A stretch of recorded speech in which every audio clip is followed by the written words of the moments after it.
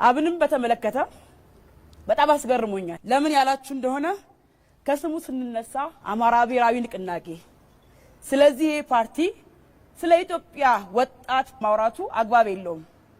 ሀብን የሚለው ቃል ከአማራ ክልል ያልተሻገረ ፓርቲ ነው።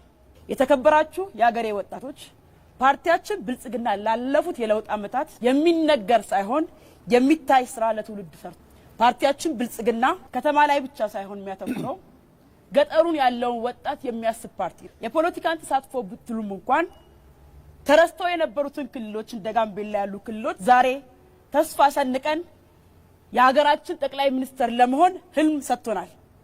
ስለዚህ ፓርቲያችን ብልጽግና የተለመዱት እነዛ ክልሎችን ሳይሆን የተረሱትን ክልሎች ላይ በፖለቲካው፣ በማህበራዊ፣ በኢኮኖሚው እየሰራ ያለ ፓርቲ ነው።